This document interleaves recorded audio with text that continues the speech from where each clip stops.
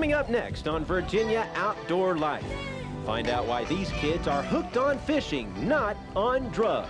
Plus, we'll go after turkey with a woman whose skill is only outshadowed by her passion for hunting. Those stories and a whole lot more straight ahead on Virginia Outdoor Life.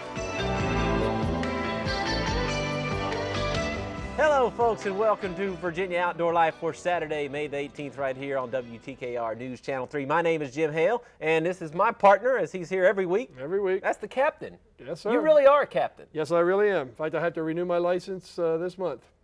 Well, no, I hope you. Good luck to you, very Well, much. I hope so too. Hey, we got some new digs here. You know, Beautiful stuff, as you can see, you might not be able to see right now, but we've got us a barracuda on the wall now, and a big old black bear. And we've also got us, turkey. Yeah, we got a gobbler, walking over there. Gobbler. And that is all thanks to our friend Joe Williams out in Chesapeake. The taxidermist, one of the best around. Beautiful and stuff. He's styled us out real nice out here. We're looking good. Yes, and we thank you very much, Joe. It's good to be back. There's that gobbler right there. Nice turkey. Great to be back with you folks. We hope we don't have any weather interruptions this week, and we apologize for being interrupted last week. We just had some pretty hairy storms come through that we thought we needed to tell you about. But we're all set to go right now. Oh, yeah, and we'll take care of the things that they missed last week this week. You bet. Eric, the fish are starting to bite out there. Yeah, we're getting striped bass and bluefish around the islands. There's tog seem to be pretty good. Some bluefish showing up offshore, as we're going to see in a few minutes. Yeah, you know, things are looking up. The cold weather hasn't really helped fishing conditions all that much, but that didn't matter much for a group of elementary school kids who got a huge thrill last weekend. They went out to sea to do some fishing, all because they wrote essays explaining why drugs aren't for them. It's a program called Hooked on Fishing, Not on Drugs. And the folks who volunteered to put this together really are doing some fantastic work. They took the kids out of Rudy Inlet into the Atlantic looking for some blues.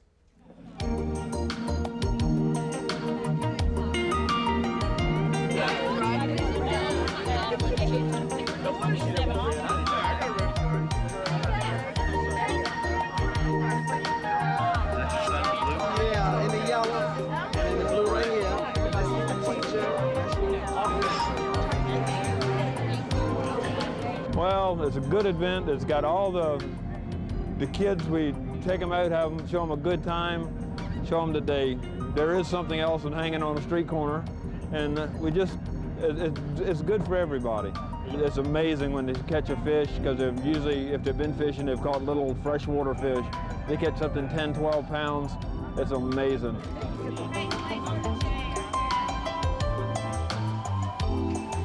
I think that one antenna over here is going to go down. This is super for the kids. For several years, we've been filling out the forms, and the kids have been writing why Hooked on Fishing is for them, not drugs. This is really neat to come out with the kids and see what they get to do when they win the contest. I think kids have to be at an early age caught and involved in activities that are appropriate, and they have positive role models for people here that, you know, your life should be spent pursuing really positive things, certainly not being involved in drugs. This is the drag. Everybody see this? This is the drag. This is the button nobody ever touches, okay?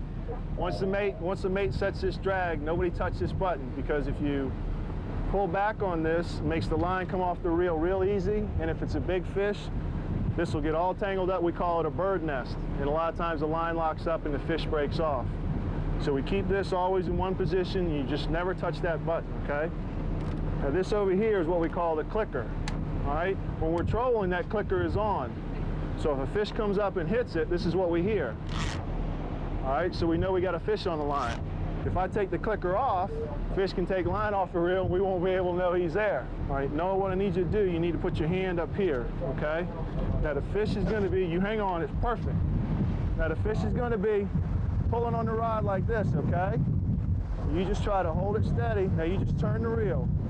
Turn the reel, there you go. And Noah, what I want you to practice now is pull up, you pull up on the rod, and then you reel down to the fish, okay? Now reel. You reel down, let the rod come down, and you stop. You pull up and reel down, okay? That's it. It's fun just to see them come down the dock, and the closer they get to the boats, you know, the eyes get bigger, and then they get on board. And then when all the boats were running out, did you notice the kids? And they're all looking, well, who's that boat? Who's this boat? And it's fun. They're not worried about anything except, you know, where are we going and what are we going to catch? And it's kind of nice not to have those kind of worries. Well, the name of the boat, Hakuna Matata, no worries. Come on, pull. Woo! Come on. Big coaches. Hey, it's a bluefish. That's all I care about. Let's go. Bluefish. That's a bluefish?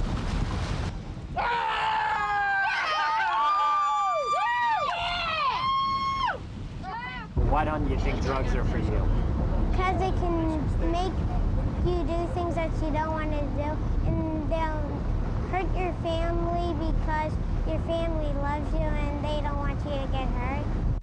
I like climbing up and down the steps and I drove the boat. In my essay, I told all the negative things about doing drugs, like it can mess your brain up and you can go crazy or do something like that. And I think that's why I won. There it is. The catch of the day, boys. The whole crew up there so we can get a picture. We need to weigh this fish in. Dr. Jim Wright started the program 6 years ago. He didn't have any financial support. He did everything himself, and we just kind of felt that it was a real good program, and we picked up on it. This is our 5th year now. Our club, the Virginia Beach Billfish Foundation, and we just think it's a real good project. We hope to get a lot of kids involved. Even though we only brought 65 kids out today, we probably had over 1,000 essays, and we kind of feel that everybody that wrote an essay won, even if they didn't get to come today. There you go. Thank you. Thank you. Well, the 10 or 12 pounder eluded them that day. Well, some days But are that was way. that a great event or what?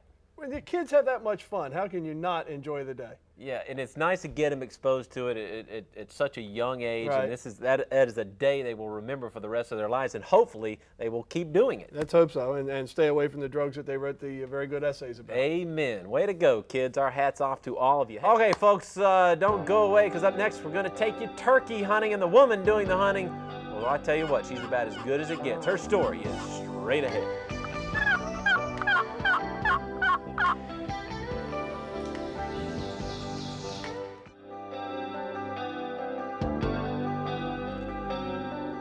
There's our new turkey. I was just thinking, we need to come up We've with had a lot of old turkeys Yeah. around here, but now we got a new one. That's we need to great. come up with a name for him there. Maybe you Okay. folks can help us out. Yeah, send the name in. That'd be good. All right, because we got Bucky, and then we got our bear Blackie up here. I don't know, we got the Cuda Yeah, back we there. could probably come up with some sort of a prize if somebody came up with yeah. a good name for the turkey. Why not? What the heck? what the Hey, heck? if you were watching last week, you know we had a weather cut in for those nasty storms that we had. It interrupted a great story. We missed the end of a feature on a lady named Catherine Taylor, who is one of the finest hunters in this area.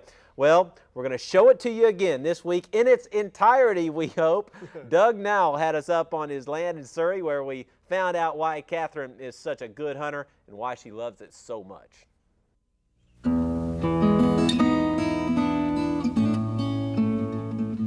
I love nature, and it's something I've done all my life. I was raised doing it, and we've done it for food. It's just something I enjoy doing.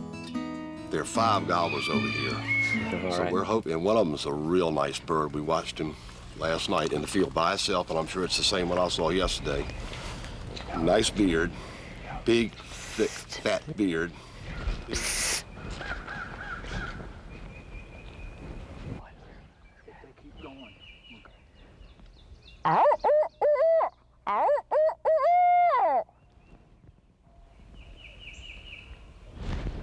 one back there.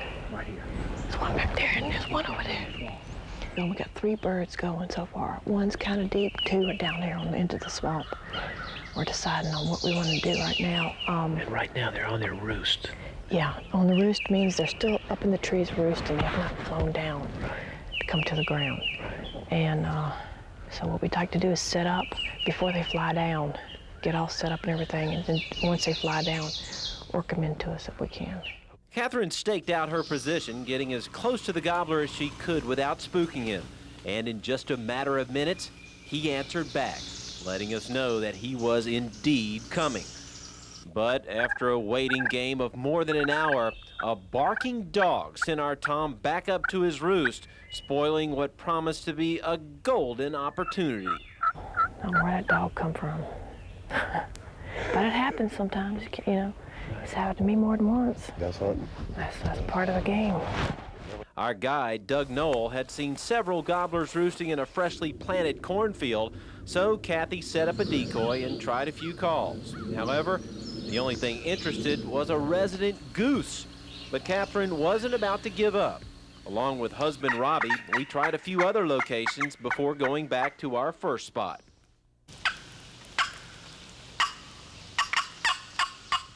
I think she's a very good hunter. I really do. She's conscientious about what she does. She's careful with other people's land, that she has opportunity to hunt. She's a safe hunter. They're very intelligent. They're so smart.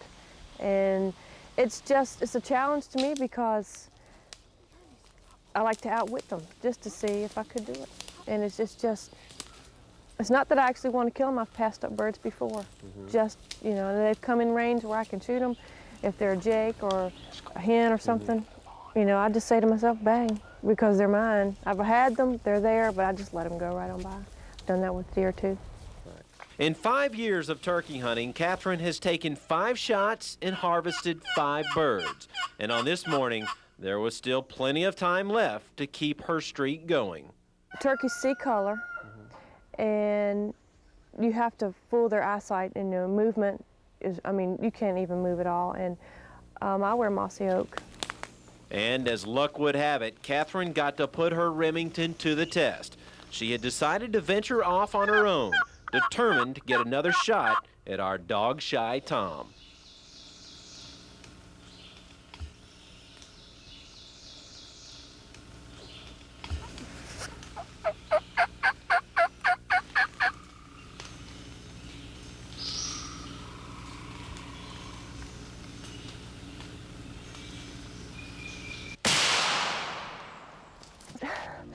That's what it's about. That's what it's about. We did it. Nice. We did it. All right. I can't believe it. I can't believe it. I cannot believe it. You can tell he's not a jake because he's got a nice full fan.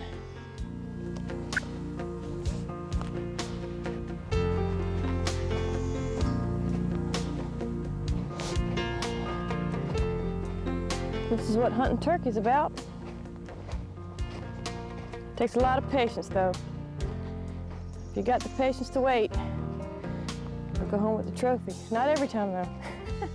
Not every Is time. that a great story? Not every time. It Yeah. is very, very true. As I discovered many times this year. Hey, Kathy's a great deer hunter, too. She says she's probably taken about 30 deer in her lifetime. And she wants us to come back out and see what we can do with her then. Yeah, sounds good. Be here before you know it. It won't be long. No kidding. Hey, thank you very much to Doug Nall for letting us hunt up on his land out there. And thanks, Kathy, for those recipes, too. Mike Bibbo says that turkey breast was awesome. Thanks a lot. Hey, scrapbook time is coming up. Thank you, man. And let's check out your picture sent in to the Outdoor Scrapbook. We're going to start off with Mr. Brian Taylor of Suffolk with a nice bass he caught at Burnt Mills using spinner bait.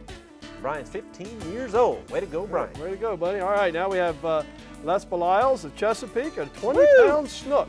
How caught about in that? October of '94 on Lake Okeechobee. In Florida, yes. Yeah, Lake Okeechobee. we don't have those snooks Beautiful. around here, do we? No, we don't. No, All right. There he is And again. would you believe it? Quite an outdoorsman, Mr. Belials is. With an 8-point buck he took last November in Gates County, North Carolina.